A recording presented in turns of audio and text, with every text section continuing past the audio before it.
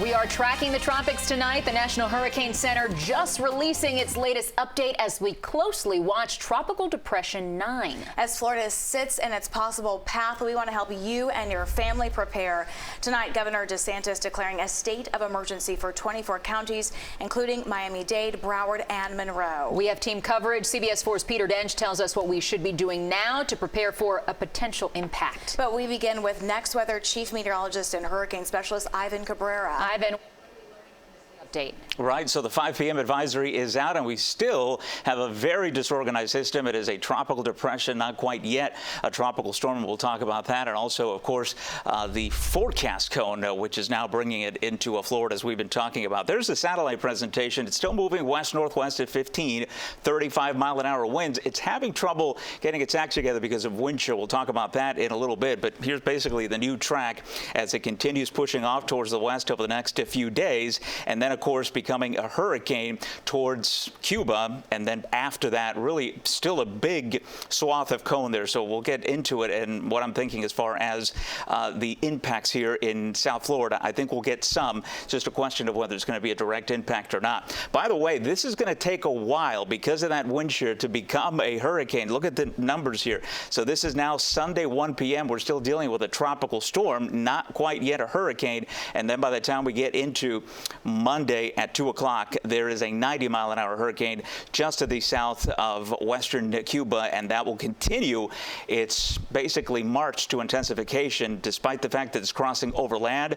No mountainous terrain here to protect us. 110-mile-an-hour winds. That's Tuesday at 10 o'clock. The change that I see with this advisory is it's nudged further to the west, right? And so we're going to be looking at trends the next few days. Each model run is a little bit different, so the consensus and the National Hurricane Center will begin to adjust this, but I want to just point out this stretch here at Wednesday at 2 p.m., that is a 450-mile error cone, right? That's why we call it the cone of uncertainty. Don't focus on that center track because just a few hours ago we had it further south, and now it's moved up closer to the Tampa area. Basically, I think all of Florida is in play, including South Florida and even across the Bahamas. It's just too early to talk about what this system will end up. And so I know we like to look at the cone backward as far as the end point here, but we really have to focus on the beginning because the storm has yet to get its act together here. And again, this is the circulation. I want to point this out real quick here. There is the swirl, right? It is completely exposed. And so what you are looking for here are thunderstorms that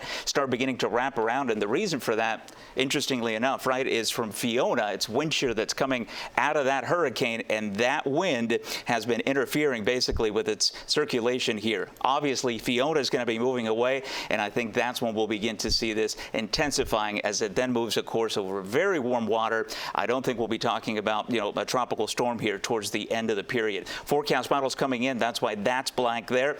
We'll give you more when I see you in just a few minutes. And by the way, we'll talk, of course, about the weekend forecast as well. Rain in the afternoons, nothing to do with our tropical depression for Saturday and Sunday. And then Monday is when things will begin to see some impacts here. Guys.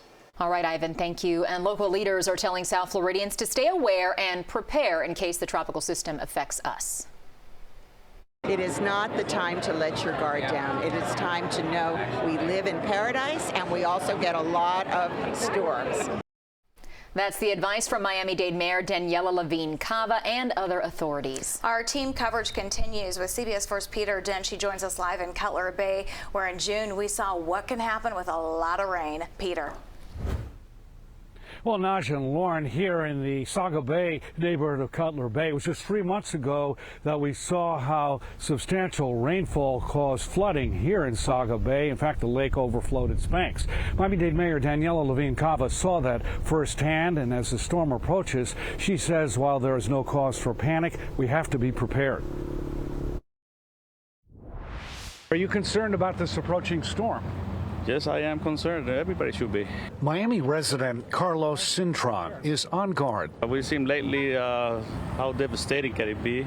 You know, we've seen Puerto Rico and Dominican Republic. Miami-Dade Mayor Daniela Levine Cava remembers what she saw when she toured Saga Bay during flooding in early June, and she too urges everyone to be prepared. It's been hurricane season for a while now, and we know we have a lot of newcomers who have not really experienced a storm before. So we want to just emphasize to them, we're watching, we have really good projections. As some stock up on items in stores, you're urged to prepare a hurricane kit with non-perishable food and water for 7 days, batteries and candles. Also, it should have flashlights, a battery-powered radio, medications, and food and medicine for your pets.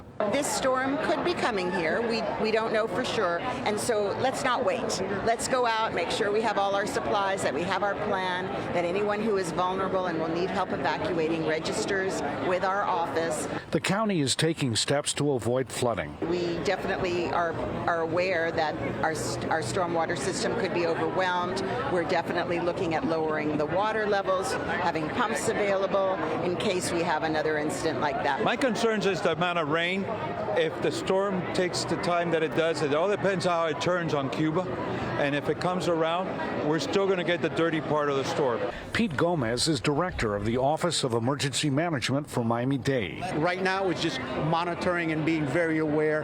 And obviously, we communicate with our key departments, right? Make sure that they're doing, solid waste and public works to make sure that they go out and do extra pickups.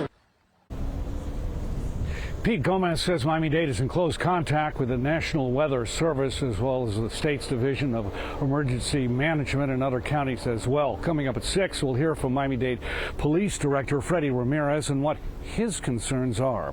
We are live in Saga Bay. Peter Dench, CBS 4 News.